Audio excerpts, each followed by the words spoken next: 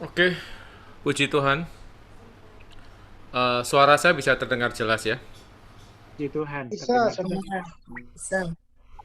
Baik, Amin. mari kita satu di dalam doa. Tuhan, kami kembali doa di hadapan Tuhan. Untuk pertemuan malam ini kami mohon kembali perkataan Tuhan menerangi kami.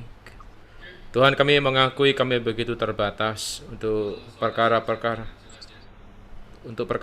rohani. Pimpinlah kami senantiasa Tuhan. Oh Tuhan, mata kami terbuka kepada Tuhan. Tuhan Yesus, terima kasih Tuhan. Amin. Amin.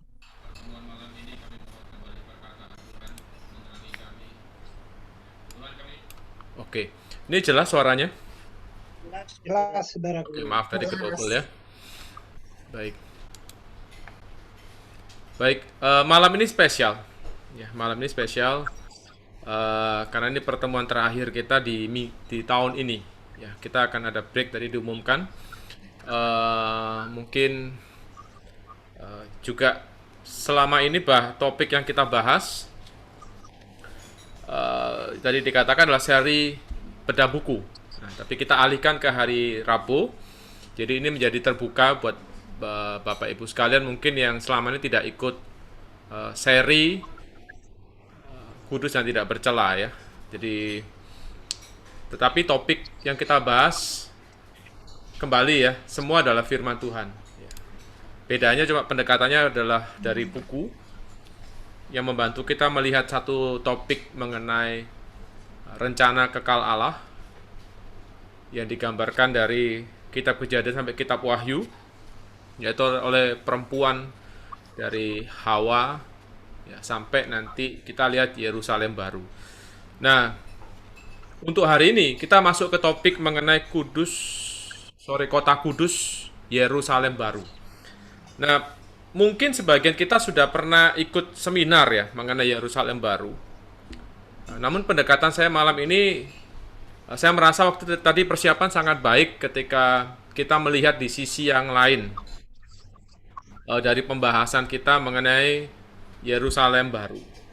Nah, di buku yang kita pakai sebagai referensi, ini sangat baik membantu kita melihat dari potongan pasal 17 sampai 22. 5 pasal tapi sangat dalam sekali. Nah, kita lihat nanti apa yang penting saja, sisanya kita perlu mengambil waktu untuk melihat referensinya. Baik, saya mulai dengan perempuan di kitab Wahyu. Kita bahas kemarin, yaitu Wahyu pasal 12 ya. Kalau yang ikut seri bedah buku Truth and Life, kita minggu lalu membahas mengenai perempuan di Wahyu pasal 12.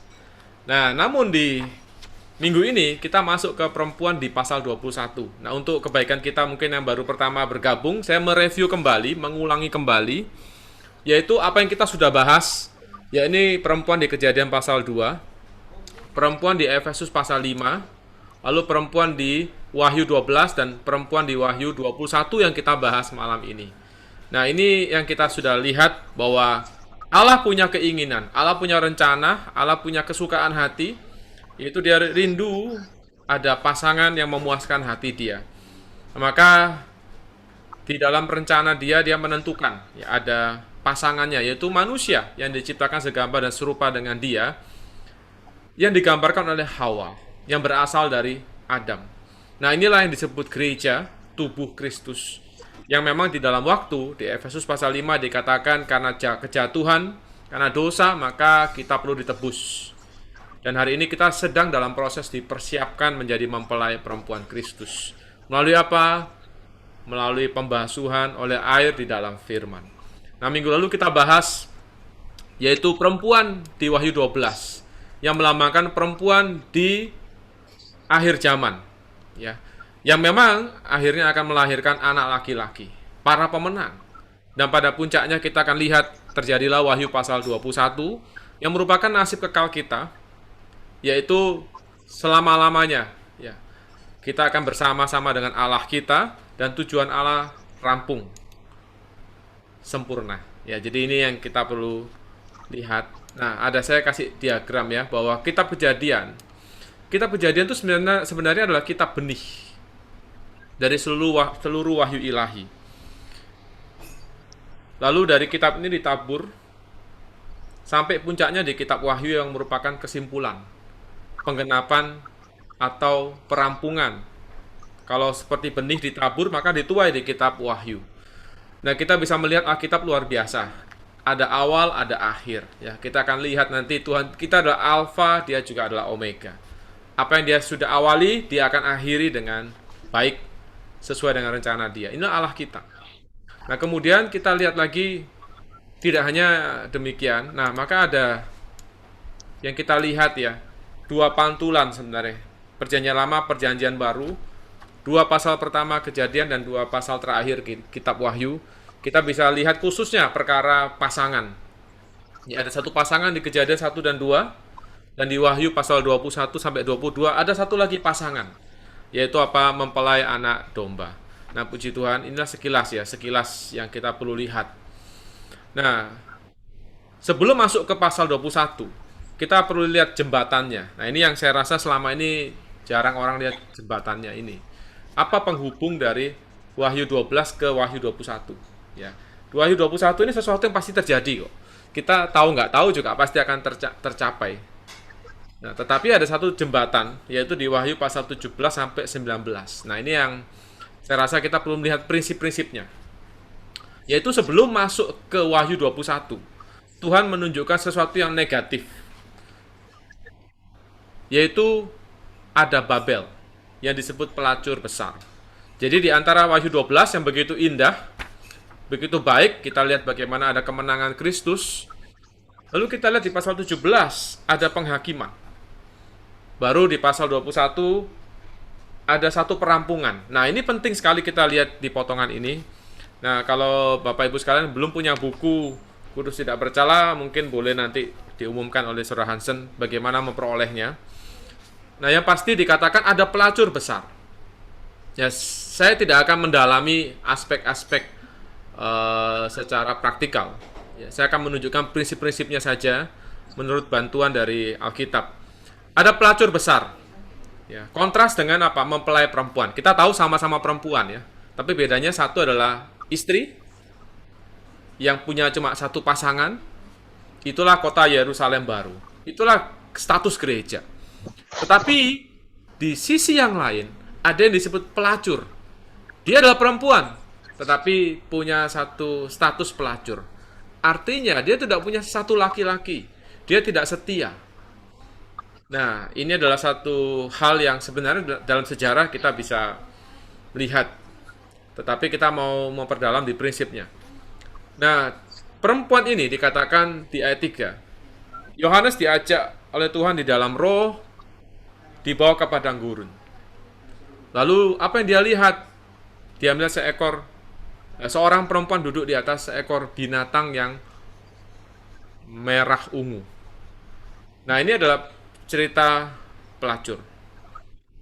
Ini sebenarnya bicara kesatuannya dengan bangsa-bangsa, termasuk dengan musuh Allah di akhir zaman.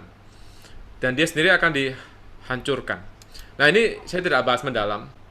Yang pasti ini adalah sebuah kontras ya. Di Wahyu 21 ayat 9 yang kita akan bahas, Yerusalem baru, itu bicara apa? Pengantin perempuan. Nah, pengantin perempuan itu dikatakan mempelai anak domba. Dan dia adalah kota yang turun dari surga. Nah, menarik. Dikatakan kota ini kudus. Kontras dengan perempuan pelacur yang kita tahu pasti tidak bersih. Menajiskan hidupnya. Nah, sekarang kita yang mau lihat sebenarnya prinsip-prinsipnya. Jadi, semua yang ditunjukkan di kitab Wahyu, kita bisa lihat pendekatan secara historical, atau nubuatan secara zaman yang bisa kita akan alami ke depan. Contoh kayak bencana, munculnya antikristus, itu kan nanti event-event akan muncul ya. Tetapi sebenarnya itu penting nggak penting, karena itu pasti terjadi. Tetapi buat kita, event yang kita nantikan adalah pengangkatan sebenarnya kan. Nah, namun ada sebuah prinsip rohani di balik event-event itu. Ya, ini yang kita harus terapkan. Yaitu apa? Prinsip dari Babel.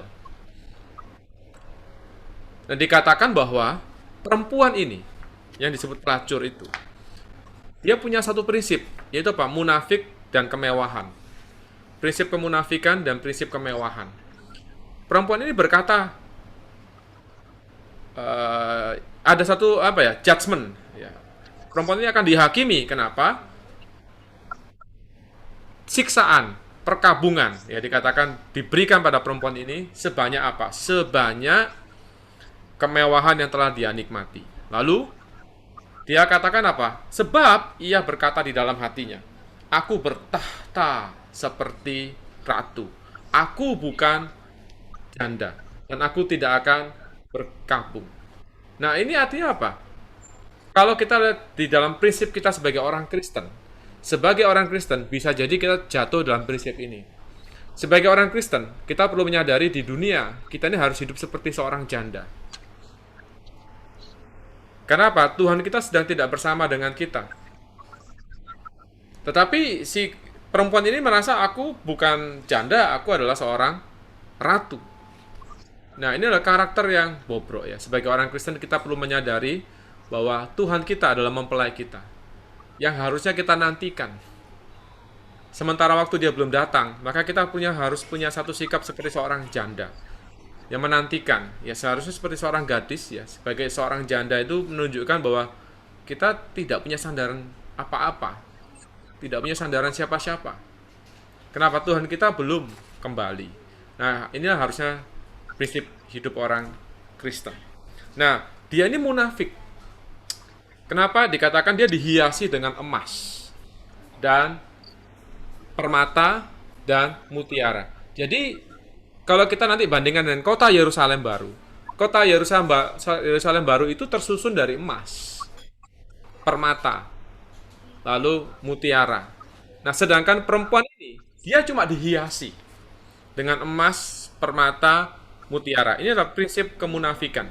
Sebagai orang Kristen, ya kita perlu menyadari, kalau nggak hati-hati, kita menjadi orang yang quote-unquote munafik.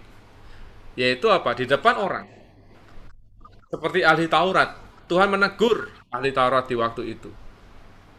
Yaitu apa? Mereka dikatakan seperti kuburan bersalut putih, tapi dalamnya tulang belulang. Mereka menjalankan praktek agama, tetapi di dalamnya kosong. Nah, ini adalah sebuah peringatan buat kita. Bahwa apa yang kita bahas nanti ini berhubungan dengan bagaimana menjadi seorang pemenang sebenarnya. Karena kalau kita bicara Yerusalem baru di sisi seluruh umat Allah pasti terjadi. Tapi ada satu fase di Wahyu 19, kita akan lihat bahwa akan tiba hari pernikahan anak domba. Dan ini hanya buat para pemenang yang akan mengalami. Nah, dia akan mengalami apa yang harusnya dialami secara umum bagi umat Allah. Tetapi sejangka waktu tidak bisa dialami. Kenapa? Seluruh umat Allah sebagian besar itu lemah. Secara prinsip bisa jadi hidup dalam apa? Kemunafikan. Hidup di dalam kemewahan. Emas, permata, mutiara. Sesuatu yang mewah. Apakah berarti tidak boleh? Nah, ini kita akan lihat ya. Satu perkara kemunafikan itu apa? Dihiasi. Nah, mari kita sebagai orang Kristen. Alkitab. Firman Tuhan. Jangan cuma jadi perhiasan kita. Ya mungkin dulu ya. Kita suka nyindir kalau anak-anak muda itu, kalian tuh ya. Anak-anak muda ya, Alkitabnya itu harus lecek. Ya kan? Alkitabnya nggak boleh bersih. Ya, bersih bisa jadi karena nggak pernah dibaca. Waktu ke gereja dia baru bawa Alkitab, ya kan? Waktu di gereja baru dia berdoa, gayanya berdoa. Tapi di rumah ada nggak dia berdoa? Di rumah ada nggak dia membaca firman Tuhan, ya kan? Nah sekarang tidak harus fisik, kita punya handphone, laptop. Nah banyak cara kita menikmati firman Tuhan. Nah kita akan lihat prinsip ini. Nah kemudian perkara kemewahan.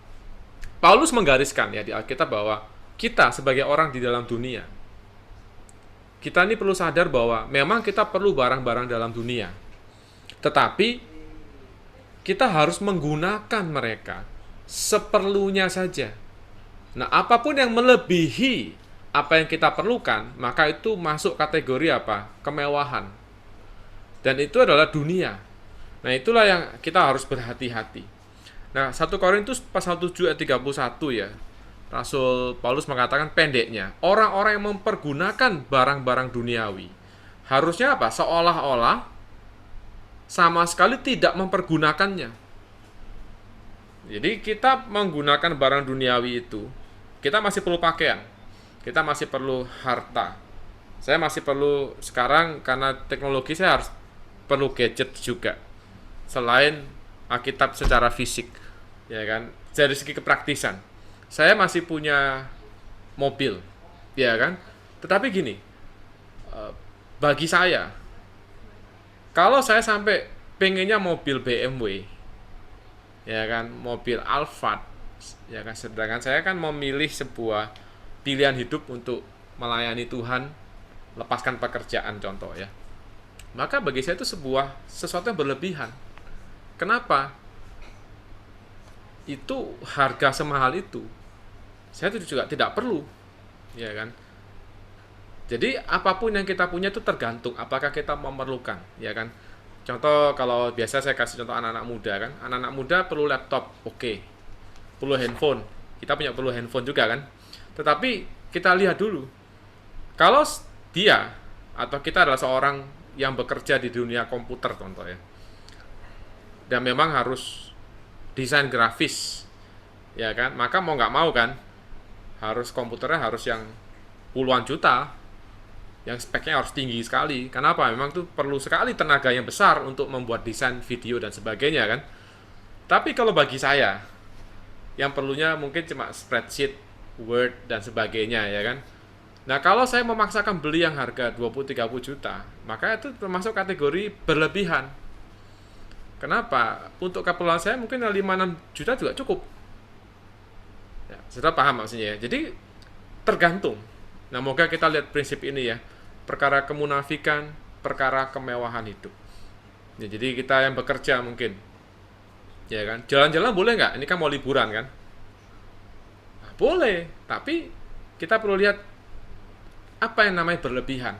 Kalau contoh ya, kita adalah orang yang bekerja, lalu memang penghasilannya besar, bisa miliaran. Maka kalau saudara pergi ke Singapura, ke Amerika ya fine saja.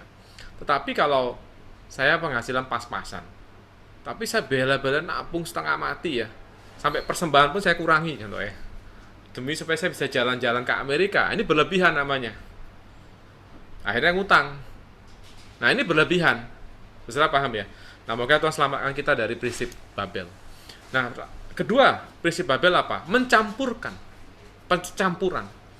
antara perkara manusia dan firman Allah, daging dan perkara rohani. Nah, di Wahyu 18 ayat 4 dikatakan, aku mendengar suara lain dari surga berkata, pergilah kamu, hai umatku, pergilah daripadanya, supaya apa? Kamu jangan mengambil bagian dalam dosa-dosa mereka. Supaya apa? Kamu jangan turut ditimpa oleh malapetaka-malapetakanya. Nah, dikatakan pergi daripadanya. Ya, memang saya tidak bahas mendetil, tapi Anda kalau lihat ayat Alkitabnya, memang di dalam Babel itu ada percampuran. Ada sedikit unsur yang rohani, tapi banyak unsur apa? Yang bukan berasal dari Allah. Nah, maka Tuhan selamatkan kita. Kita jadi orang Kristen harus dimurnikan. Itulah nanti kita lihat Yerusalem baru. Itu yang membedakan Yerusalem baru dengan apa? Jeda ya, dari Wahyu 12 ke Wahyu 19. Yaitu apa? Ini 17-18 ini. Nah, kita lihat di 2 Korintus pasal 6 ayat 17 ya. Di sana dikatakan, keluarlah kamu dari antara mereka, pisahkanlah dirimu dari mereka. Nah, kita perlu apa? Memisahkan diri dari prinsip Babel. Ya, saya tidak lagi bicara soal perhimpunan dan sosok orang komunitas, tapi saya bicara prinsip. Kita perlu keluar. Ya, nanti kita akan lihat bagaimana sih jalannya ya. Nah, kalau kita lihat ya, maka di akhir zaman ya, setelah ada fase penghakiman demikian, maka tercapailah satu titik, yaitu apa? Ada puji-pujian di Wahyu pasal 19. Yaitu apa? Puji-pujian atas penghakiman Babel. Penghakiman itu bagus. Kenapa? Itu akan menghasilkan puji-pujian. Nah hari ini ya, kalau kita bicara real penghakiman, kelak kita akan menghadapi tahta pengadilan Kristus. Betul tidak? Kita harus mempertanggungjawabkan apapun yang kita kerjakan hari ini. Apapun yang berlebihan. Bahkan kata-kata yang berlebihan pun harus dipertanggungjawabkan kan? Benar nggak? Kita bicara oke. Tapi ketika kita mulai bicara yang sia-sia, berlebihan, maka ini juga masuk ke prinsip Babel. Nah, maka apa yang kita kerjakan? Kita harus mengalami penghakiman Allah hari ini. Jadi lebih baik kita dihakimi hari ini. Kenapa? Sebelum masuk Wahyu 19, 20, 21, 22, maka perlu Wahyu 17, 18. Artinya apa? Sebelum Tuhan bisa merampungkan apa yang di dalam isi hati dia, maka perlu ada satu fase apa? Tuhan harus menghakimi. Memang dalam nubuatan kita akan lihat penghakiman Tuhan akan dunia. Itu juga adalah bagian dari apa? Tuhan mempersiapkan datangnya kerajaan Tuhan. Datangnya Yerusalem baru. Siapnya mempelai. Tetapi di tengah-tengah ada fase penghakiman. Nah, mari kita sebagai anak-anak Allah, kita perlu apa? Perlu terus dimurnikan. Ya, gimana cara kita dimurnikan? Datanglah kepada Tuhan. Datanglah kepada firman.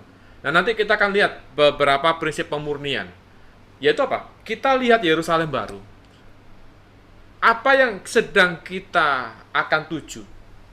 Ya kan? Secara prinsip rohani, Anda bisa alami hari ini. Jadi apa yang kita alami hari ini akan menjadi pengalaman kita kelak dalam skala yang lebih penuh. Ya, jadi nanti kita akan lihat ya, bahwa untuk menjadi orang yang berbahagia di dalam Yerusalem baru, maka Anda harus mengalami Yerusalem baru secara prinsip hari ini. Ya, sama dengan Wahyu 17:18. Salah satu bagian yang harus kita alami adalah terang penghakiman Tuhan. Hari demi hari, kita perlu mengalami terang penghakiman Tuhan. Supaya apa? Kita bisa mengalami supply Tuhan. Penggarapan Tuhan. Yang menyiapkan kita menjadi mempelai yang kudus di hadapan Tuhan. Amin. Nah, setelah penghakiman akan muncul apa? Haleluya! Keselamatan dan kemuliaan dan kekuasaan yang adalah pada Allah kita. Kenapa? Karena ia telah menghakimi pelacur besar itu. Di dalam pengalaman rohani kita ya, kita perlu ada waktu-waktu bersekutu dengan Tuhan. Di dalam persekutuan dengan Tuhan, maka akan ada terang. Di 1 Yohanes ya. Maka akan ada terang. Pasal 1 ayat 7 sampai 9. Itu adalah satu pengalaman rohani di mana kita akan diterangi. Di bawah terang Tuhan, maka kita mulai mengaku dosa. Waktu kita mengaku dosa, maka darah Yesus anaknya akan menyucikan kita dari segala pelanggaran. Nah, maka di dalam proses itu kita akan mengalami persekutuan yang lebih dalam. Karena kita lihat Yerusalem baru, cirinya apa? Ada sungai air kehidupan. Nah, artinya sebelum kita bisa mengalami sungai air kehidupan, maka kita perlu mengalami terang penghakiman Tuhan. Setelah Tuhan menghakimi, menerangi kita, kita mengaku dosa, maka kita akan mengalami persekutuan, supply dari sungai air kehidupan, dan mengalami kenikmatan akan buah dari pohon kehidupan. Nah, ini adalah sebuah proses yang sebuah siklus, di mana di dalam proses selanjutnya, supply daripada Tuhan akan membawa kita masuk ke dalam terang yang lebih besar. Karena nanti kita akan lihat ya, bahwa Yerusalem baru, di dalam kota Yerusalem baru tidak ada lagi malam. Tidak ada lagi kematian. Sudah sepenuhnya 24 jam. Terang dan siang. Nah, hari ini kita masih ada siang dan malam. Ya kan? Masih ada bagian-bagian dari diri kita masih gelap. Tapi sedikit banyak sudah ada bagian yang terang. Nah, mari kita melihat hari ini untuk menghasilkan puji-pujian, maka perlu ada penghakiman. Ya kan? Di bawah terang Tuhan, ada darah yang menudungi. Ini kisah Wahyu 12 kan, para pemenang. Nah, di bawah darah ini ada pengampunan. Ada kemenangan. Maka kita akan dibawa lebih lanjut. Ya. Kita lihat kemarin Wahyu 12 kan. Para pemenang menang karena darah anak domba. Kemudian apa? Perkataan kesaksian. Dan ketika mereka tidak mengasihi nyawa mereka sampai ke dalam maut. Nah, puji Tuhan. Ini harus jadi pengalaman kita. Yaitu apa? Kita perlu menghakimi atau menerima terang penghakiman Tuhan di dalam persekutuan kita dengan Tuhan. Supaya apa? Banyak Babel di dalam diri kita. Banyak unsur-unsur kemunafikan. Banyak unsur-unsur yang duniawi. Tuhan bisa hakimi, Tuhan terangi, Tuhan murnikan. banyak percampuran antara perkara rohani dan daging. Bisa jadi kita pelayanan dalam gereja, tetapi motivasi kita atau cara kita, bisa jadi cara kita tidak sesuai dengan cara Allah. Nah, moga Tuhan selamatkan kita. Kita perlu apa? Terang firman Tuhan, terang penghakiman Tuhan. Nah, baru kita lihat di ayat ke-6. Ada puji-pujian lebih lanjut. Haleluya, ya kan? Yaitu apa? Atas hari pernikahan anak domba. Dikatakan haleluya, kenapa? Karena Tuhan Allah kita yang maha kuasa telah menjadi raja. Kedua, karena apa? Hari perkawinan anak domba telah tiba. Jadi ada dua penyebab puji-pujian di ayat 6 ini. Yaitu apa? Tuhan menjadi raja. Nah, hari ini kita perlu lihat bahwa Tuhan di akhir zaman akan mendapatkan apa yang harusnya dia dapatkan. Tetapi melalui siapa? Pemenang. Tuh, kita tidak bisa berharap seluruh gereja itu menang saat ini. Kelak di Yerusalem baru semua gereja adalah pemenang. Tetapi di zaman ini, di Wahyu 19, ini bicara sebuah puji-pujian atas datangnya Tuhan sebagai raja. Didirikannya kerajaan milenium di atas muka bumi. Di mana? Di fase itu akan ada hari pernikahan anak domba. Ini saya tulis pre-milenium, sebelum zaman kerajaan 1000 tahun. Ketika Tuhan datang, Tuhan akan mendirikan kerajaan 1000 tahun. Sebelum ini terjadi, akan terjadi ayat ini. Yaitu apa? Akan tiba hari pernikahan anak domba. Nah, puji Tuhan. Nah, siapa yang akan diundang? Ya kan, kita akan lihat nanti ya. Ini sebenarnya mengacu kepada para pemenang. Ya, hari ini ya kita harus hidup dalam prinsip pemenang. Hari demi hari kita harus mengambil Tuhan sebagai raja. Dia adalah sang Tuhan kita yang terus harusnya apa? Menghakimi kita, membersihkan kita. Nah, kalau kita lihat satu lagi di Wahyu pasal 21 ayat 2, kita melihat kata pengantin perempuan. Di sini pengantin perempuan dalam bahasa aslinya adalah istri. Ya, jadi di Yerusalem baru ini bicara kehidupan kekal bersama Kristus sebagai suami kita. Nah, ini puji Tuhan, ini adalah bicara seluruh umat Allah pasti akan masuk ke fase ini. Tetapi tidak semua bisa masuk ke fase pasal 19.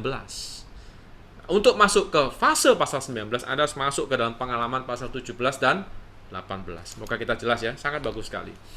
Nah, Wahyu 19 tadi saya katakan bahwa hari pernikahan anak domba telah tiba dan istrinya telah siap sedia.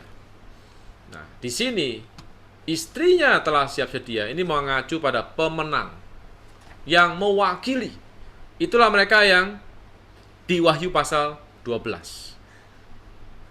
Nah, sisanya bagaimana? Ya, kita tahu bahwa di masa kerajaan 1000 tahun yang kalah, yang lemah harus mengalami masa di mana mereka di luar kerajaan selama masa itu. Itulah kisah gadis yang bodoh. Dia tidak bisa masuk ke pesta pernikahan. Hamba yang malas dan jahat dilempar dalam kegelapan. Nah, moga kita melihat perkara ini. Kalau kita tidak dihakimi hari ini, kelak kita akan dihakimi. Kalau kita tidak dimurnikan hari ini, kelak kita akan dimurnikan. Ya kan? Tapi fasenya jadi panjang. Kita akan kehilangan masa pahala. Ya, moga Tuhan selamatkan kita ya. Nah, sekarang kita lihat di Wahyu 19. Apa sih yang membuat mereka bisa berbagian? Kalau kemarin di Wahyu 12, ini kita bisa melihat posisi di hadapan musuh. Nah, hari ini kita lihat bagaimana posisi kita di hadapan Allah. Nah, para pemenang ini dikatakan di Wahyu 19, mereka itu adalah orang yang dikatakan kepadanya dikaruniakan supaya memakai kain lenan halus yang berkilau-kilauan. Ya, Anda perhatikan kain lenan halus, kedua berkilau-kilauan, lalu putih bersih. Dan ternyata Alkitab juga memberikan jawabannya. Kain lenan halus itu adalah perbuatan perbuatan yang benar dari orang-orang kudus. Nah, di sini kita harus jelas. Keselamatan kekal. Ya, kalau kita bilang sampai ke fase masuk Yerusalem baru, itu pasti kita capai. Tetapi untuk berbahagia dalam Wahyu 19, pesta perjamuan anak domba, tidak semua bisa. Kenapa? Mereka ini harus mengenakan kain lenan halus. Nah, di Alkitab ada dua macam kain. Kain lenan sama kain wol. Kain wol itu dari kulit binatang. Itu mengacu pada penebusan Kristus. Sedangkan lenan di sini mengacu pada apa? Halus. Sesuatu yang halus. Ini bicara apa? Pekerjaan Roh Kudus. Sesuatu yang sangat halus. Sesuatu yang perlu konstan. Nah, kita lihat perkara ini ya, bahwa hari ini kalau kita mau siap masuk ke perjamuan, maka tiap hari kita perlu mengalami pekerjaan Roh Kudus Tuhan. Tadi saya mundur. Bagaimana pekerjaan Roh Kudus? Dia menerangi kita. Menyadarkan kita kondisi kita. Tergantung respon kita setelah Roh Kudus menerangi kita. Dan dia sering sangat berespon dengan firman. Itu kenapa kita perlu banyak menikmati firman Tuhan. Ya. Nah, lalu dikatakan perbuatan-perbuatan yang benar, ya kan? Nah, artinya apa? Ini ada hubungannya. Bahwa apa? Di sana dikatakan kain putih yang bersih. Ya.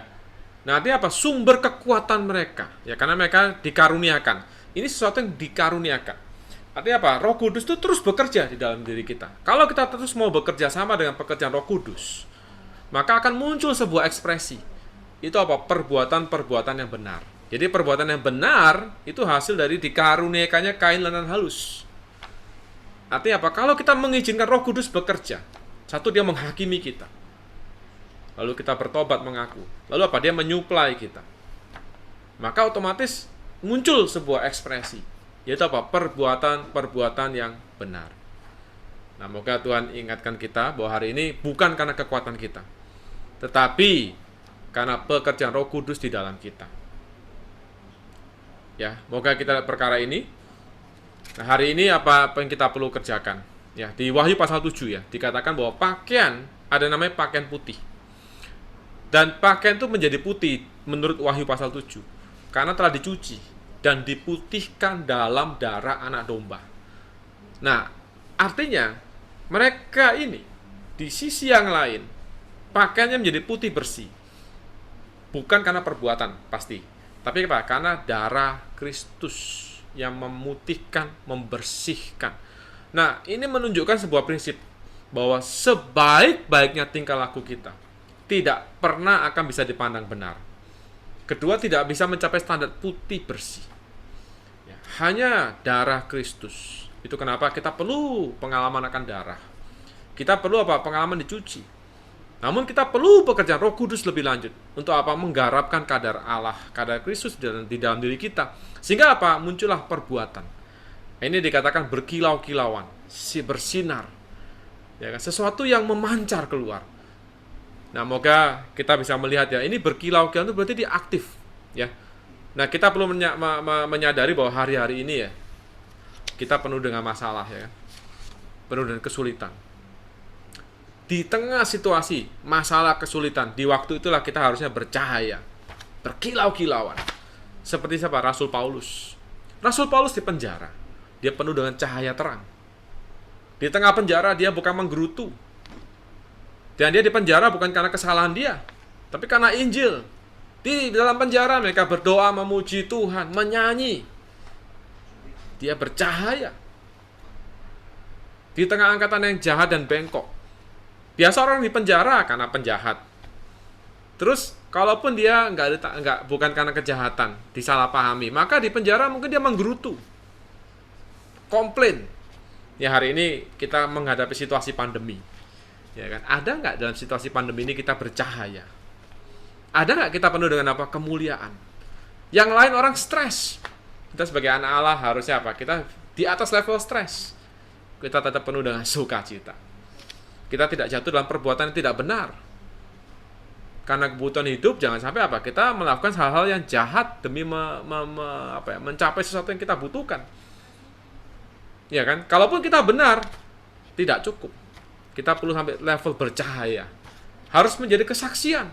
Orang melihat kita berbeda. Wah, moga ini kita bisa melihat. Inilah standar apa orang Kristen. Kita bisa kenapa? Roh Kudus terus bekerja. Itu kenapa? Kita nggak bisa meninggalkan persekutuan kita dengan Tuhan. Dan di ayat 9 dikatakan, mereka, inilah orang-orang yang diundang. Dikatakan, tuliskanlah, berbahagialah mereka yang diundang. Kemana? Ke dalam perjamuan kawin anak domba. Puji Tuhan, moga kita kelak ya, ketika Tuhan datang, kita dilayakkan. Kenapa? Kita adalah orang-orang yang sungguh telah berpakaian lenan, yang putih bercahaya. Kenapa? Karena hari ini kita terus membiarkan diri kita terus rela dihakimi di dalam terang Tuhan. Terus membiarkan Roh Kudus bekerja menggarap kita. Puji Tuhan. Haleluya. Nah, inilah bagian pertama, jembatan dari pasal 12 ke pasal 21. Moga kita lihat jelas ya. Saya rasa ini topik yang jarang dibahas ya. Jadi kalau Bapak Ibu belum punya bukunya, beli aja, sangat bagus ya. Saya sangat rekomendasi. Ya, kita bisa membelinya. Nah, sekarang kita masuk ke pasal 21. Nah, ini sebenarnya gini, Bapak Ibu sekalian ya. Anda ngerti nggak? Ngerti, kita akan mencapai titik ini nanti. Tetapi, kita, kalau mau mencapai titik pasal 19, maka kita harus mengalami pasal 21. Kenapa? Para pemenang itu, mereka adalah orang yang dalam skala yang lebih kecil, lebih sedikit, telah mengalami pengalaman Yerusalem baru. Sehingga mereka dilayakkan menghadapi apa? Pesta pernikahan di pasal 19. Paham ya? Jadi moga kita juga menjadi orang Kristen yang sedemikian. Nah, sekarang kita masuk topik langit baru, bumi baru, Yerusalem baru. Nah, ini sekarang ini indah ya kan, sangat baik. Tapi saya berharap pendekatan saya bukan ke arah doktrinalnya. Ya, kita ingin membantu Bapak Ibu sekalian memasuki bagaimana mengalami perkara-perkara ini. Nah, detailnya Anda bisa nanti membaca bukunya, nanti Saudara Hansen merekomendasikan. Nah, saya mulai dengan ayat ini, mari kita bisa lihat juga sama-sama di layar. Dikatakan bahwa aku melihat, puji Tuhan, Yohanes melihat. Moga kita juga punya mata melihat jauh ke depan, nasib kekal kita. Yaitu apa? Langit yang baru, bumi yang baru. Haleluya, langit yang lama ini akan berlalu. Bapak Ibu sekalian, bumi yang kita tinggali hari ini akan digulung oleh Tuhan. Jadi ya, kita hanya sementara waktu. Ya, marilah kita mempersiapkan diri kita untuk kekekalan. Ya, dikatakan Yohanes melihat langit baru, bumi baru. Ada pengharapan, betul tidak? Ada orang yang mungkin sakit, ginjalnya mungkin bermasalah. Apa yang diharapkan? Dia berharap dapat ginjal baru dari donor. Ya kan, ketika dia mendapatkan donor ginjal yang baru, wah, dia punya pengharapan baru untuk hidup, ya enggak?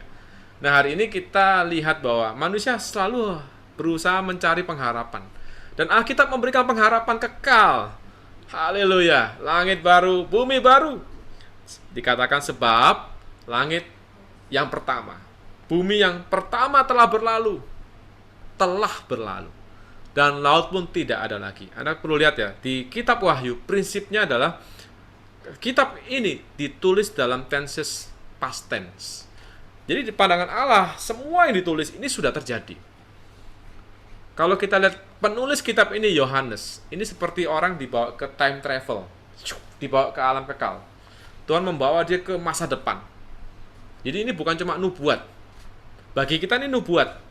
Tapi di hadapan Allah ini sudah rampung. Sudah terjadi. Itu kenapa Allah tidak pernah putus asa.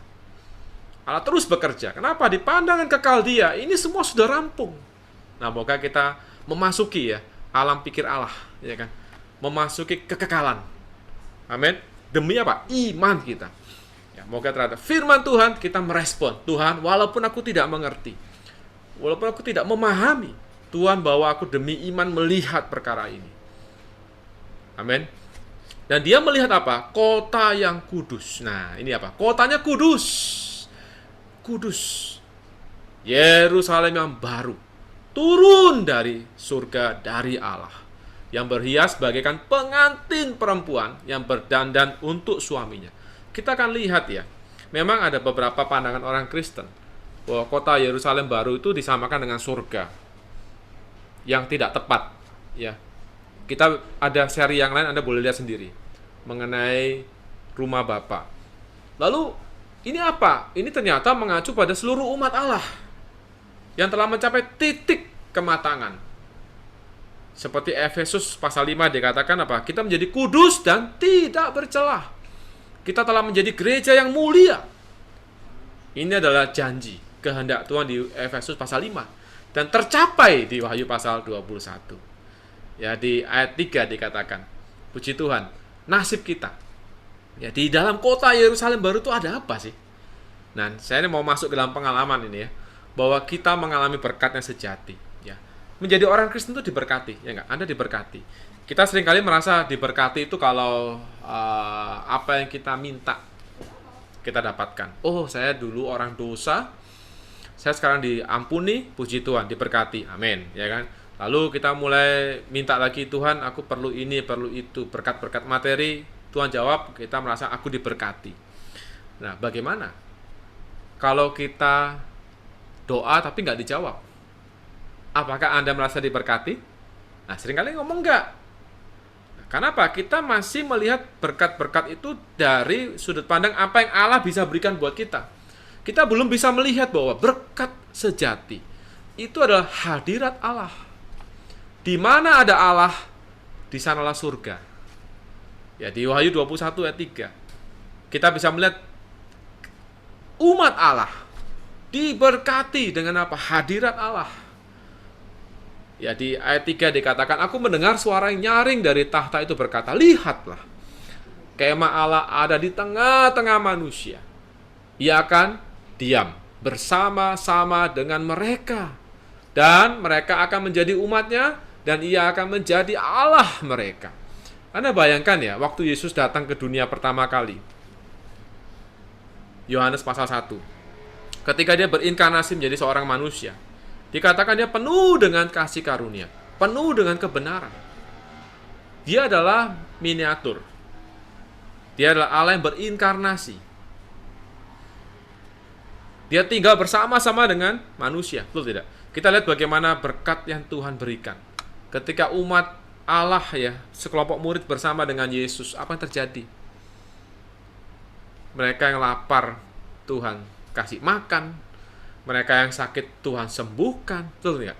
Para murid menghadapi ombak badai, Tuhan yang menghentikan. Semua pokoknya ada Tuhan, beres lah. Ya kan? Ada Tuhan, aman lah. Asal orang mau cari Tuhan. Asal orang mau minta tolong pada Tuhan. Gak peduli dia orang Israel atau orang non-Israel, Tuhan pasti jawab. Nah, itu adalah berkat yang manusia pernah alami ketika Yesus menjadi seorang manusia. Ya kan? Lalu memang sekarang kita tidak punya pengalaman secara fisik bersama dengan Tuhan. Tetapi Tuhan menjanjikan toh, Matius pasal 28. Tuhan mengatakan apa? Sebelum dia terangkat, ketahuilah, aku menyertai kamu sampai akhir zaman. Tuhan menyertai kita. Nah, bagaimana bentuk penyertaan Tuhan? Dia ada di dalam roh kita. Dia ada di dalam setiap orang percaya. Dia ada di dalam diri kita yang paling dalam. Dia menjadi gembala pemelihara jiwa kita. Nah, ini berkat.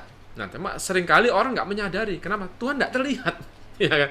Nah, kelak di Yerusalem baru, kita akan mata dengan mata berjumpa dengan Tuhan kita. Kita akan mengalami hadirat Tuhan jauh kaya limpah. Ya, sebagaimana Paulus sakit, dia minta Tuhan cabut duri dalam dagingnya. Tuhan cuma jawab apa? Cukuplah kasih karunia-Ku. Ya, kita lihat Paulus menderita, tapi Tuhan cuma menjanjikan apa? Cukuplah kasih karunia-Ku. Tuhan cuma menjanjikan kasih karunia, yang tidak lain adalah diri Allah sendiri. Nah, hari ini janji Tuhan kelak harus menjadi pengalaman kita. Itu apa? Hari ini kemah Allah sudah bersama-sama kita. Tuhan ada menyertai kita. Dan ketika Tuhan menyertai umatnya, apa terjadi? Dikatakan, Ia akan menghapus segala air mata dari mata mereka, dan maut tidak akan ada lagi. negara kita menghadapi masalah besar, corona. Maka presiden kita begitu baik. Sampai apa? Menggratiskan, cari jalan supaya bangsa kita itu bisa cepat pulih. Subsidi bansos, apalagi vaksin COVID, ya kan? Tuh kabar terakhir gratis, tadinya kan bayar. Wah, semua seneng. Loh, itu padahal baru pemerintahan manusia. Bagaimana dengan pemerintahan Allah kita? Pemerintahan manusia tetap tidak bisa membereskan masalah maut, betul tidak? Kalau mati ya mati, siapa yang bisa tolong? Presiden juga manusia, pasti bisa mati. Nah, Allah kita, dia adalah sumber hidup kekal kita. Dan dikatakan bahwa Tuhan akan menghapus segala air mata. Hari ini kita segala situasi pandemi hari ini ya, berat. Banyak orang stres, banyak orang menangis, banyak orang kehilangan orang yang dikasihi. Semua orang menderita.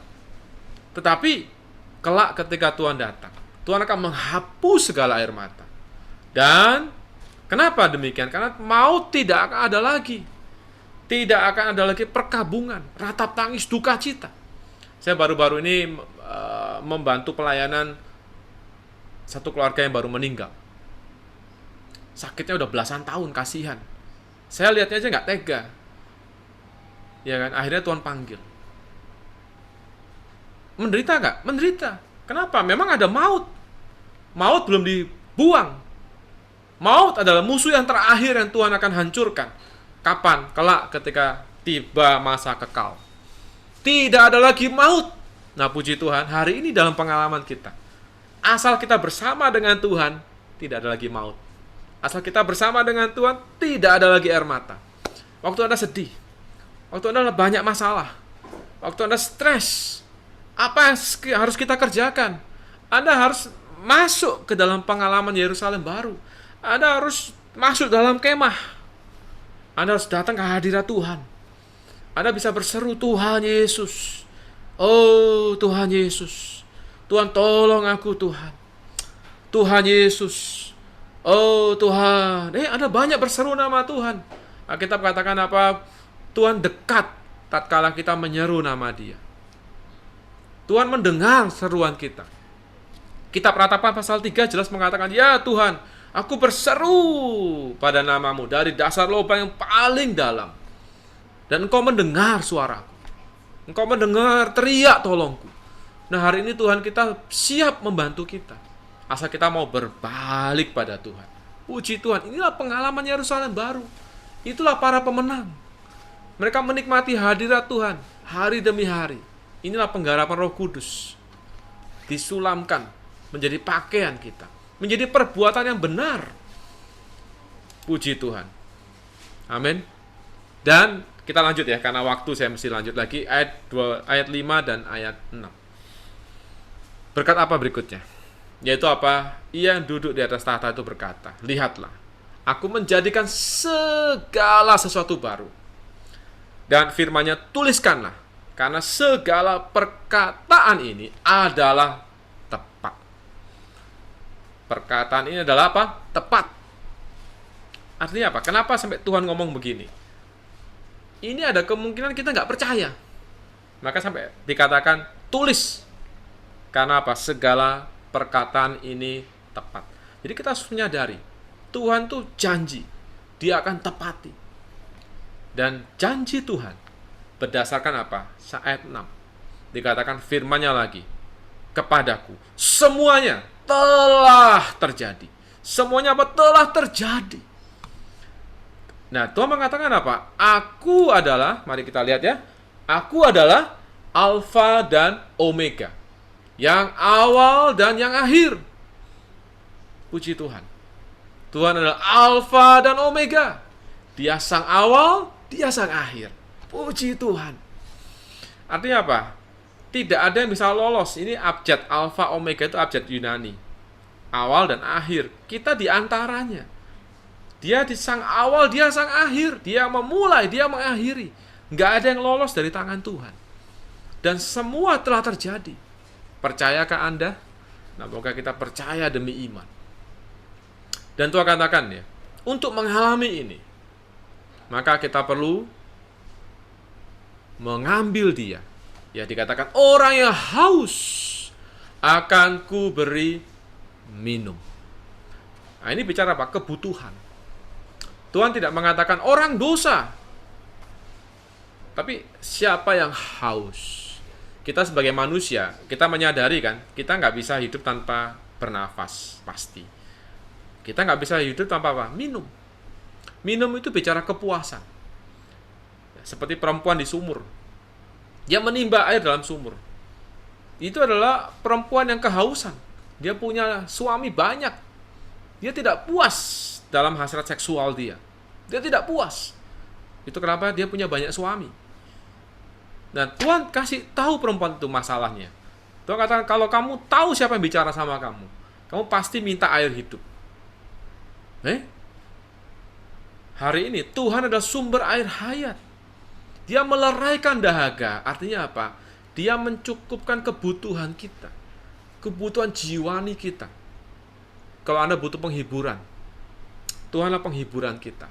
Di tengah situasi pandemi nggak bisa kemana-mana ya kan, orang biasa jalan-jalan refreshing. Gimana cara refreshing yang paling baik? Datang pada Tuhan. Waktu Anda datang pada Tuhan, wow, Anda akan mengalami refreshing. Anda akan disegarkan, Anda akan dipuaskan. Ya, di Yohanes pasal 7 ayat 37. Kita perlu hari ini mengalami Yerusalem baru, mengalami keselamatan setiap hari. Ya, Yohanes mengatakan, barang siapa haus, sama ya ayatnya kan, paralel. Barang siapa haus, baiklah ia datang kepadaku dan minum. Masalahnya demikian. Anda merasa haus nggak? Ah, ya kan? Saya ini termasuk tipe orang yang minumnya nggak banyak. Ya kan? Ada kalanya saya merasa haus, maka saya cari air minum. Yang bahaya adalah saya mengalami dehidrasi, tapi saya nggak merasa haus. Itu bahaya. Contoh kalau di depan komputer duduk lama ya, karena kita nggak berasa, padahal kita udah mulai dehidrasi. Nah, apa terjadi? Bahaya buat kesehatan kita. Nah, puji Tuhan, kalau kita ada perasaan haus. Perasaan haus itu adalah bagus. Allah menciptakan perasaan itu. Keinginan untuk mencari kepuasan itu adalah sebuah ruang kosong yang memang Allah sediakan supaya manusia mencari Allah. Kita perlu menyadari. Ya, kembali ke Wahyu 17:18. Harta tidak bisa memuaskan manusia. Kesuksesan tidak bisa memuaskan manusia. Keberhasilan tidak bisa memuaskan manusia. Sudah terbukti. Orang kaya tidak berarti dia puas. Orang sukses tidak berarti dia puas. Buktinya apa?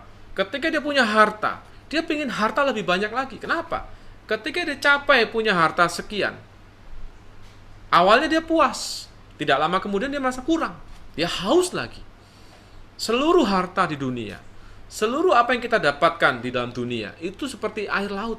Makin kita minum, makin kita haus. Kita punya handphone, senang. Nggak lama kita bosan. Ya kan, adik saya baru punya handphone baru. Senang dia. Tapi kita lihat, setahun lagi masih senang atau enggak? Ya kan? Biasa orang kalau handphone baru, saya pernah punya handphone sudah setahun lebih. Awal-awalnya kita jaga bagus-bagus, dikasih casing, jangan sampai jatuh, ya kan?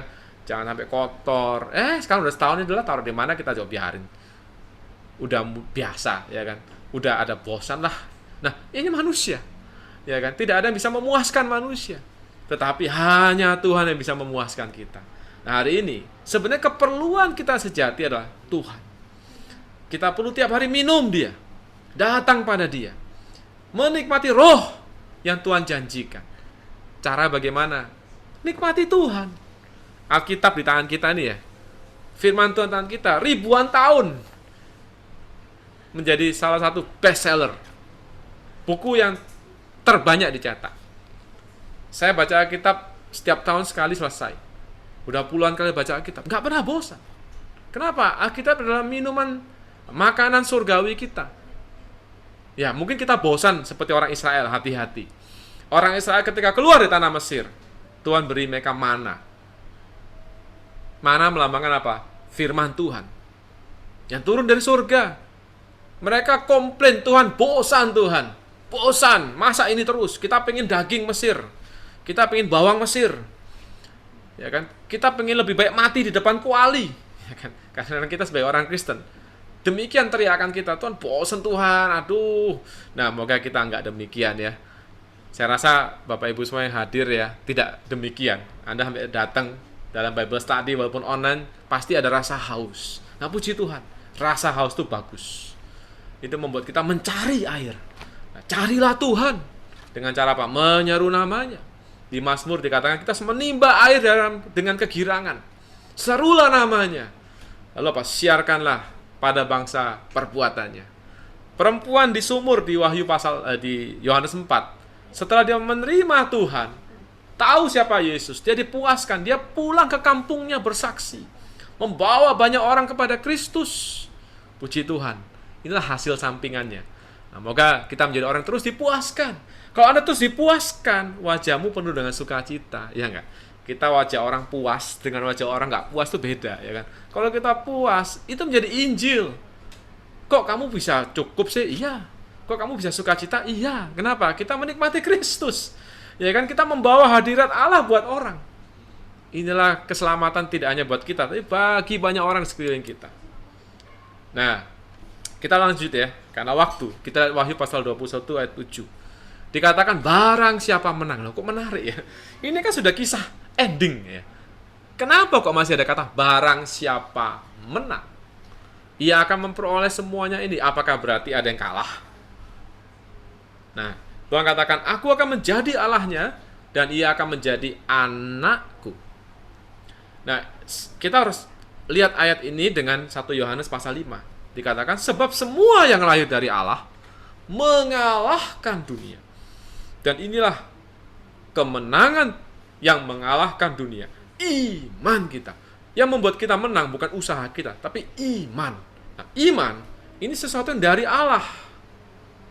Nah, hari ini kita perlu menyadari bahwa konteks menang di sini bukan mengacu kepada seperti Wahyu 19, di mana kita harus, atau Wahyu 12 ke 19. Kita ada unsur di mana kita ada kerjasama dan proses. Di sini ini bicara status. Menang itu bicara status. Contoh ya, perkara dosa. 1 Yohanes kan, semua yang lahir dari Allah mengalahkan dunia. Nah, kadang-kadang kita akan bingung, kok saya masih bisa jatuh dalam dosa? Benar nggak? Nah, ini Anda lihat ayatnya seperti kontroversi. Sebenarnya tidak. Nah, ini sebenarnya bicara sebuah status yang kita dalam waktu perlu mengalami sampai pada puncaknya. Contoh ya, sebelum saya dilahirkan kembali, sebelum saya lahir dari Allah, maka waktu saya berbuat dosa, di dalam batin tidak ada perasaan apa-apa. Ya senang-senang aja.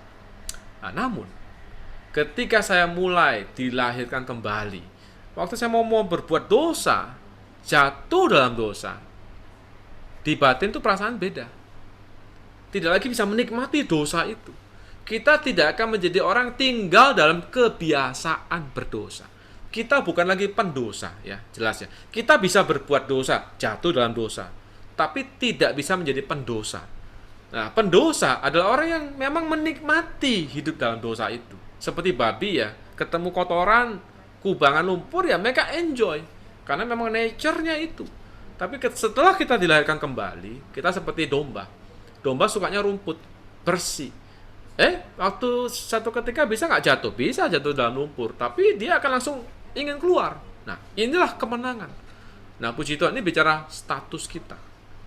Nah, puji Tuhan. Dan ini adalah berhubungan dengan ayat sebelumnya. Barang siapa menang, ini bicara siapa yang haus. Di dalam pengalaman kita, menang itu nggak susah. Menang itu gampang. Asal Anda sadar Anda adalah orang yang haus. Tanpa Kristus kita kehausan. Tanpa Kristus kita tidak akan pernah bisa puas.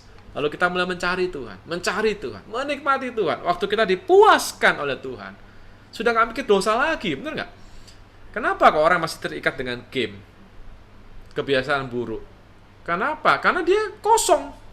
Kalau dia sudah dipuaskan oleh Tuhan, maka otomatis dia kehilangan selera untuk dosa.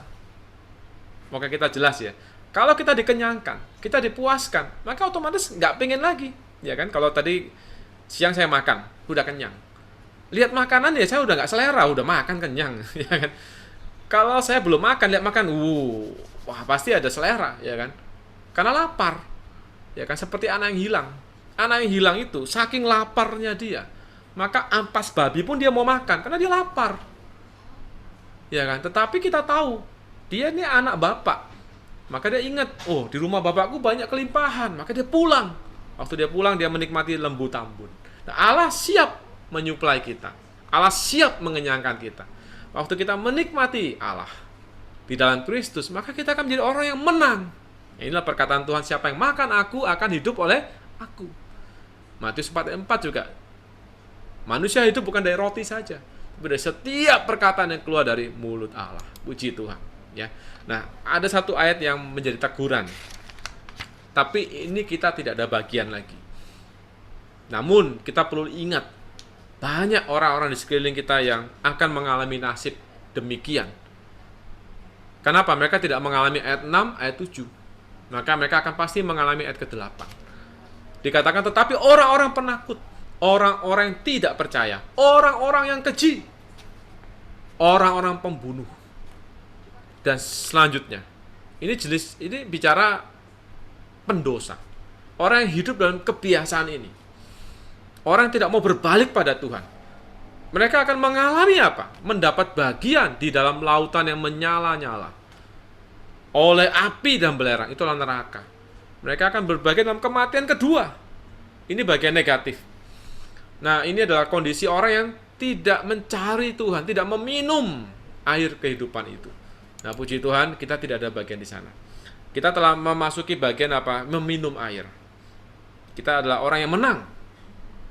Puji Tuhan. Dan hasilnya apa? Kita akan lihat nasib kita di ayat 9. Mari dikatakan, mari ke sini. Bapak Ibu sekalian, mari kita lihat ayat firman Tuhan, ya. Dikatakan, aku menunjukkan kepadamu pengantin perempuan, mempelai anak domba. Lalu dikatakan, di dalam roh yang membawa aku ke atas sebuah gunung yang besar lagi tinggi, dan dia menunjukkan kepadaku kota yang kudus, Yerusalem yang baru turun dari surga. Nah, kontras ya, di Wahyu 17 dikatakan dibawa ke padang gurun, tempat yang kering, nggak ada airnya. Ketika kita lihat Yerusalem baru turun dari surga ke atas gunung yang tinggi. Nah, ini beda ya. Kita perlu apa? Seperti Yohanes. Gunung tinggi itu di mana? Di dalam roh kita. Kita terus harus berbalik ke dalam roh. Kalau kita terus menikmati Tuhan sebagai kelimpahan roh yang memuaskan rasa haus kita, maka kita dalam pengalaman sudah sedang naik ke atas gunung yang tinggi.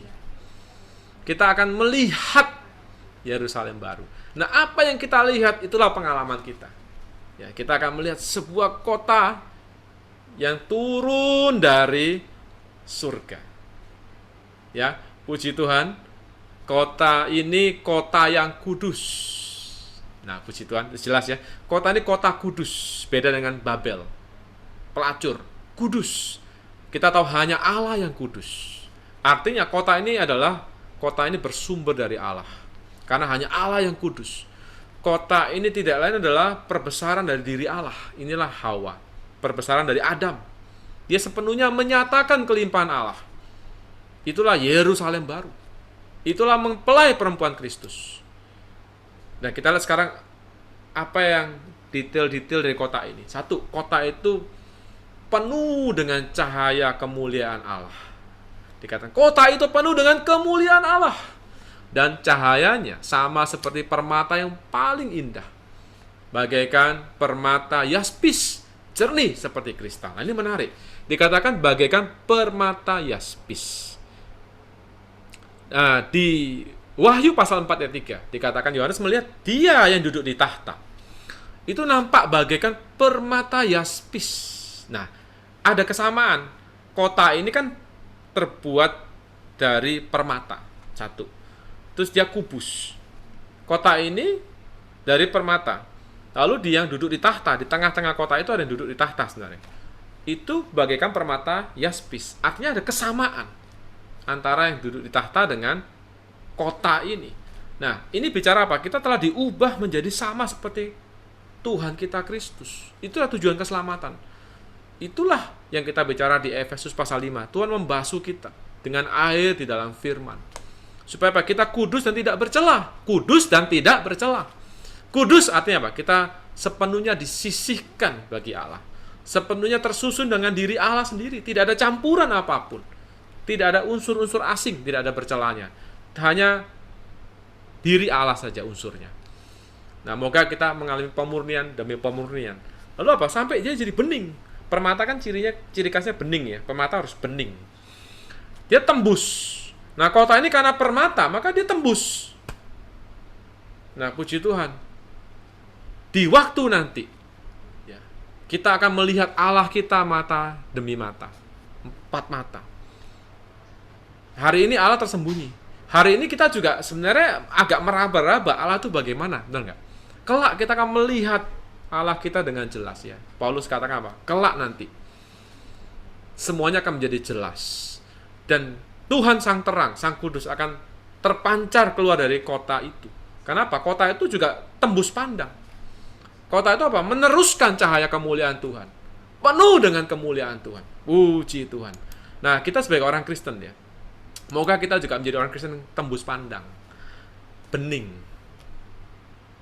Kalau kita dekat sama orang yang, ini pengalaman ya, dekat dengan Tuhan ya, dia ngomong biasa ya, kita dapat seringkali teringat sekali ya. Satu ketika ada trainer Alkitab ya, ngobrol, dia ngobrol biasa aja ya, bicara kitab Matius. Waktu dia ngobrol ya, kita diterangi, kayak ada sesuatu terang yang menghakimi, ya menerangi. Kita sepertinya di bawah terang itu. Wah Tuhan, ya kan? Dia nggak cerita banyak, dia tidak menghakimi saya, dia memang tidak ada maksud itu. Dia hanya apa? Membawa terang Tuhan yang menyoroti saya ke batin. Oh Tuhan. Nah ini apa? Pengalaman. Orang-orang yang kudus, orang-orang yang dekat dengan Tuhan, mengalami proses transformasi. Dia orang tembus pandang. Orangnya itu apa adanya. Dan dia membawa terang kemuliaan Tuhan. Yang memang susah kita ceritakan, tapi kita bisa merasakan. Ada kemuliaan di dalam orang ini. Di bawah terang ini kita tunduk. Ya kan? Nah, puji Tuhan. Nah, penduduk kota ini dikatakan. Ya, ini kalau sekarang kita lihat penduduknya siapa ya. Nah, di Wahyu 21 ayat 12. Ada tertulis apa? Di pintu gerbangnya 12 suku Israel, karena waktu saya percepat ya. Lalu gerbangnya itu 4 sisi ya, timur, barat, utara, selatan. Ditulis ke-12 nama Rasul Anak Domba. Nah, ini sebenarnya bicara apa? Bahwa penduduk kota Yerusalem baru atau kota Yerusalem baru tersusun dari 2 macam orang. Tadi ada 12 suku Israel. Di ayat 13 ada pondasi kota itu. Adalah 12 Rasul Anak Domba. Nah, ini bicara perjanjian lama dan perjanjian baru. Nah, di Lukas dikatakan bahwa kelak kita akan melihat apa? Orang-orang datang dari timur, barat, utara, selatan, dan mereka akan duduk makan di dalam kerajaan Allah. Inilah Yerusalem baru. Ini bicara apa? Bahwa seluruh umat Allah dari perjanjian lama sampai perjanjian baru, semuanya akan menjadi kota Yerusalem baru. Jadi bukan hanya bicara kita gereja, tapi bicara juga umat Allah di dalam perjanjian lama. Ya, mereka akan berbagian di dalam kota Yerusalem baru. Itu kenapa pintu gerbangnya dan pondasinya 12 nama suku Israel, ada 12 Rasul Anak Domba. Puji Tuhan ya. Nah, ini karena waktu saya percepat, ada kota gerbang tembok ya. Nah, kita lihat ya. Yang penting kita lihat di Yerusalem baru itu, kotanya terbuat dari emas, gerbangnya mutiara, temboknya permata yaspis. Nah, emas itu melambangkan sifat Bapa, sifat Allah. Kita masing-masing pasti ya kan, menerima sifat Allah. Yang Petrus katakan berbagian di dalam kodrat ilahi. Ketika kita lahir baru, kita disebut anak Allah. Kita menerima hayat Allah di dalam diri kita. Nah, kemudian mutiara. Mutiara itu melambangkan apa? Itu pintu gerbang, pintu masuknya. Itu bicara apa? Kebangkitan Kristus. Ini adalah pekerjaan penebusan kelahiran kembali. Tidak bicara perak. Di Korintus emas, perak, batu permata. Di Kejadian damar berdolah. Tetapi di Yerusalem baru, yaitu mutiara. Memang ini bicara bagaimana Kristus terluka karena kita. Tapi dia membalut ya, oleh bilur-bilurnya. Nah, hari ini kita bicara apa? Bagaimana proses penebusan Kristus membawa kita dilahirkan kembali. Inilah jalan masuk. Jalan masuk ke Yerusalem baru adalah kelahiran kembali. Itu kenapa di Yohanes 3 kan, waktu Nikodemus nanya, gimana cara masuk kerajaan Allah? Jawabannya, kamu lahir kembali. Nah, puji Tuhan, hari ini kita telah dilahirkan kembali. Pintu masuk telah terbuka. Nah, sekarang masalah adalah ketiga, tembok. Tembok itu bicara transformasi Roh Kudus. Nah, ini bicara hari demi hari. Kita perlu membiarkan Roh Kudus mengubah kita, menyerupakan kita dengan gambar putra Allah. Dan ini perlu penderitaan. Ya kan? Transformasi kita lihat permata. Bagaimana permata terbentuk? Itu nggak tiba-tiba. Dia dari karbon yang mengalami panas tekanan ribuan tahun. Mungkin ratusan tahun, akhirnya dia berubah menjadi permata. Sama. Kita perlu waktu. Untuk apa? Diubah oleh Tuhan. Ini yang disebut transformasi. Roma 12 mengatakan, berubahlah. Itu be transformed by the renewing of the spirit of your mind. Ini adalah pembaruan akal budi. Itu berarti ada satu yang harus dibuang, ada satu yang baru yang masuk. Nah, kuncinya apa? Firman Tuhan harus menerangi kita. Tadi saya ceritakan itu. Dan di sisi luar perlu ada penderitaan. Ya, Tuhan izinkan banyak penderitaan. Paulus juga menderita. Kita mungkin satu sisi menderita. Waktu kita mau ikut Tuhan, makin banyak penderitaan. Waktu kita cinta Tuhan, mungkin banyak masalah. Makin kita mau sungguh-sungguh, kok banyak masalah. Tapi itu bagus. Itu artinya apa? Tuhan sedang mengizinkan segala situasi untuk mendatangkan kebaikan buat kita. Jadi, Roma 8:28, bahwa Allah turut bekerja di dalam segala situasi untuk mendatangkan kebaikan bagi kita, jangan disalahartikan. Ya, seringkali orang mengatakan, mendatangkan kebaikan itu apa? Apakah saya sakit jadi sembuh, Tuhan baik? Enggak. Bisa jadi yang tadinya sehat malah jadi sakit. Kita harus lihat ayat itu lengkap, bahwa Allah turut bekerja dalam segala situasi kan. Supaya apa? Supaya kita menjadi serupa dengan gambaran anaknya. Nah, Tuhan tuh ingin mengubah kita menjadi serupa dengan Dia. Maka kayak Ayub, kasus Ayub. Ayub orang benar, tapi nggak cukup hanya jadi orang benar. Ternyata selama ini dia menyembah Allah tapi jauh dari Allah. Itu kenapa Tuhan izinkan penderitaan. Semua diambil, tubuhnya sakit. Terakhir dia baru mengatakan, dahulu aku hanya mendengar tentang Allah. Sekarang mataku sendiri melihat Allah. Nah, artinya dengan situasi penderitaan dia menjadi dekat dengan Allah. Nah, proses transformasi itu bicara hubungan kita dengan Allah. Banyak situasi memalingkan kita dari Allah. Nah, maka Tuhan izinkan situasi yang sebaliknya, membuat kita berbalik pada Allah. Waktu kita berbalik pada Allah, seperti orang haus kita minum, maka kita akan ditransformasi. Kita akan diubah. Puji Tuhan. Inilah prosesnya ya. Nah, ini tadi saya tunjukkan sedikit, emas, mutiara, batu permata.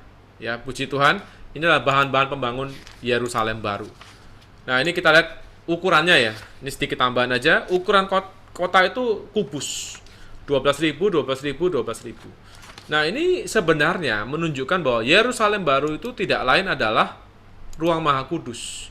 Kalau kita lihat ruang Maha Kudus itu ukurannya persegi, kubus. Nah, kota Yerusalem baru adalah kota ruang Maha Kudus. Kenapa? Allah ada di sana. Di dalam perlambangan di zaman sekarang, orang Israel kalau masuk ke ruang Maha Kudus itu ada levelnya, level pelataran luar, ruang kudus, ruang Maha Kudus. Tapi ketika Tuhan mati, tirai terbelah, jalan masuk terbuka. Nah, hari ini sebagai orang Kristen, hari demi hari kita harus mengalami ruang Maha Kudus. Nah, itulah Yerusalem baru. Kita perlu apa? Sering-sering hidup di hadirat Tuhan. Itulah Yerusalem baru. Nah, moga kita menyadari ya, hari ini jalan masuk telah terbuka melalui darah Kristus. Kita hari ini perlu apa? Mengalami Yerusalem baru. Nah, maka kita akan lihat di Wahyu 21 ayat 22-23. Dan dikatakan, aku tidak melihat bait suci di dalamnya. Sebab Allah Tuhan yang Maha Kuasa adalah bait sucinya. Demikian juga anak domba. Dan kota itu tidak memerlukan matahari bulan Kenapa? Kemuliaan Allah menerangi dan Allah, anak domba itu adalah lampunya. Itulah ruang Maha Kudus. Di dalam ruang Maha Kudus ada Shekinah glory. Di ruang Maha Kudus tidak perlu lampu. Kenapa? Kemuliaan Allah menjadi terangnya. Jadi hari ini ya, kita perlu menyadari inilah pengalaman kita. Ada lagu yang bagus ya. Hidup dalam terang, sekutu dengan Dia, pandang wajah Tuhan, patuh gerakan roh, tiap hari kian mulia, tiap waktu puji Dia, hidup dalam terang. Kalau kita hidup di dalam terang, Allah adalah terang. Inilah pengalaman ruang Maha Kudus. Waktu tiap pagi kita datang pada firman, Tuhan menegur kita tuh bagus. Tuhan terangi kita tuh bagus. Kalau kita baca Alkitab, terus nggak ada terang, tuh bahaya. Mungkin kita membaca dalam kegelapan. Kita harus membaca sampai dapat terang.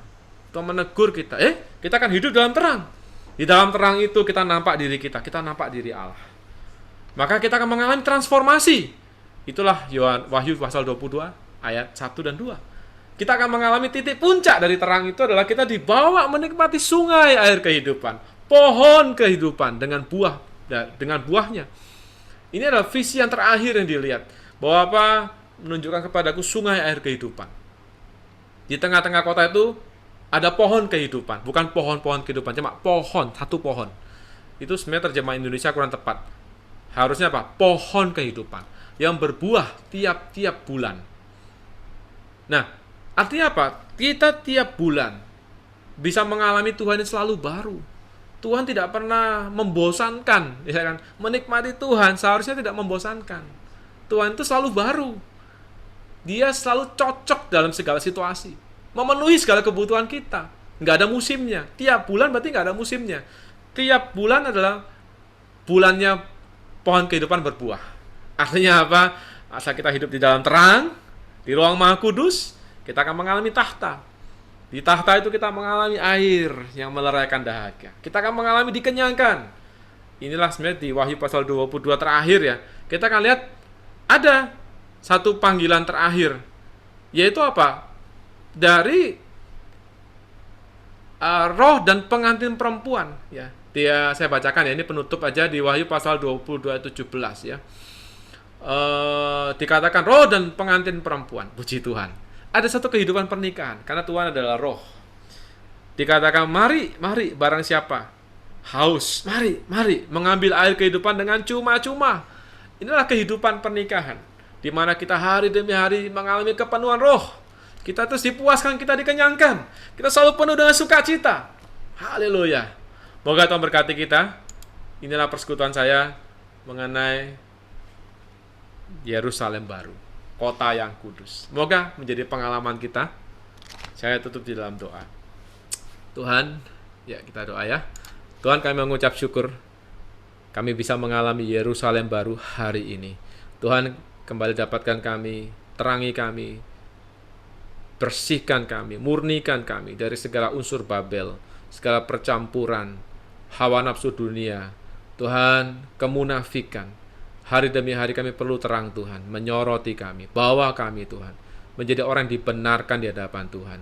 Tuhan Yesus, pimpinlah kami Tuhan, mengalami Yerusalem yang sejati.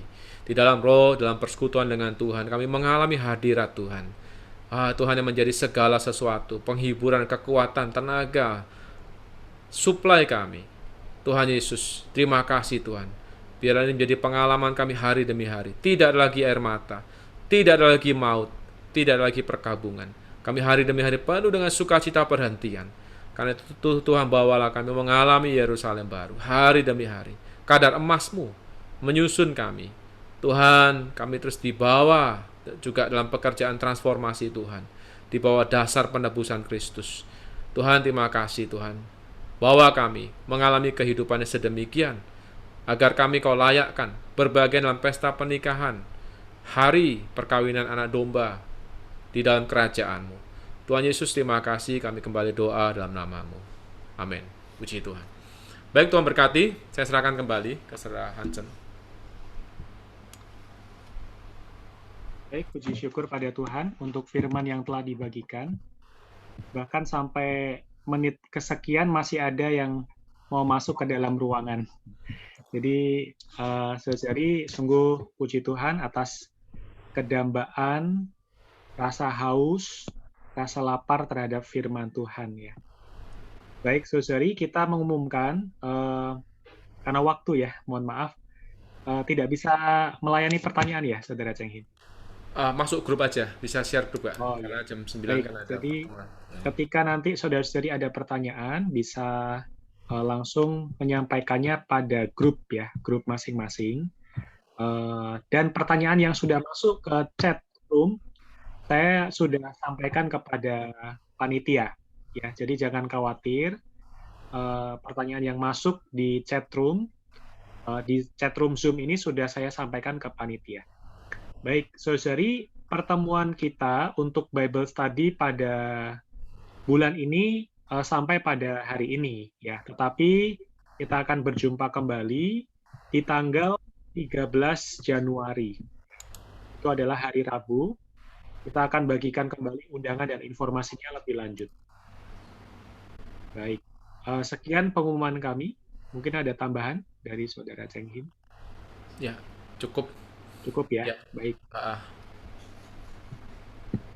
Baik, Tuhan memberkati saudari. Sampai jumpa di tahun yang baru. Sampai jumpa. Selalu Tidak baru. tahun baru, tapi Yerusalem baru jadi pengalaman kita ya. Amin. Tiap hari adalah tahun yang baru bagi kita. Amin. Amin ya. Mari kita boleh katakan puji Tuhan, boleh buka mic lalu tinggalkan ruangan ini. Sampai Amin. jumpa tahun depan. Amin. Puji Setahun Tuhan. lagi. Sampai jumpa tahun depan. Tuhan berkati. Tuhan berkati. Boleh mic-nya kalau mau unmute dipersilahkan. Boleh bersalam-salaman. Baik, Amin, puji Tuhan. Terima kasih. Puji Tuhan, terima kasih. Terima kasih saudara Cindy, terima kasih saudara Yesus berkati saudara-saudara. Terima kasih dan tahun baru. Terima kasih semuanya. berkati. Mau di tahun 2021 ya. Nanti ketemu lagi tahun depan dong.